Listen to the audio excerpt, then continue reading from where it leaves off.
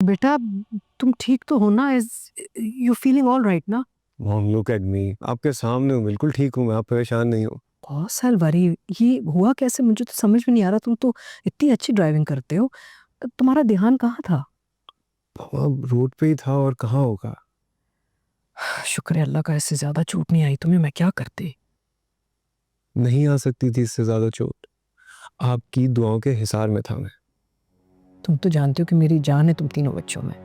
हर सांस के साथ में तुम लोगों के लिए दुआएं मांगती हूँ, लेकिन बेटा you have to be careful.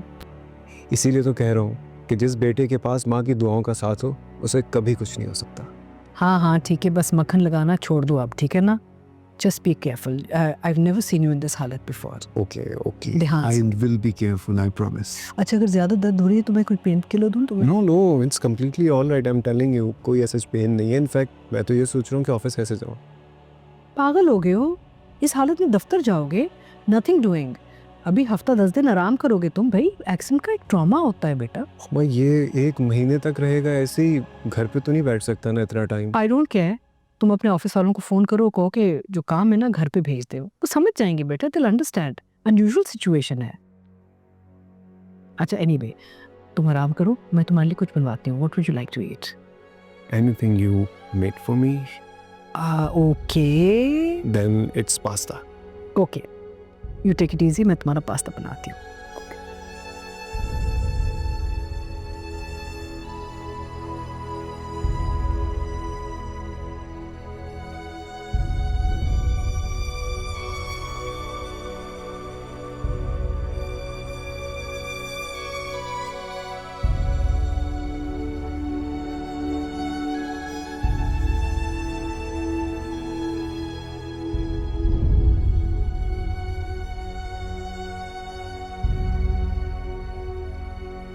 क्या सिर्फ माँ की दुआ होती है?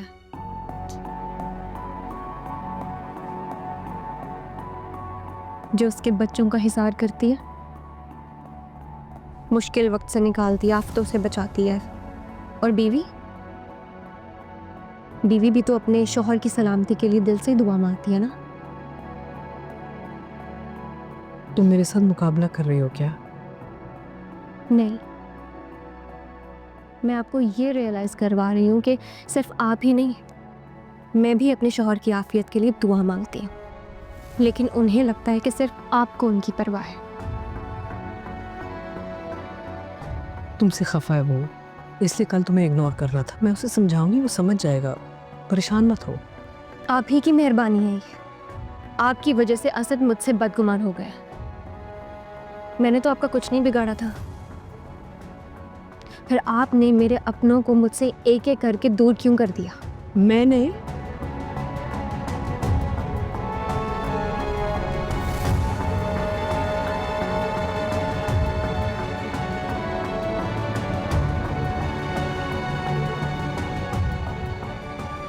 आखिरकार वो दिन आ ही गया जिसका मुझे बेसब्री से इंतजार था।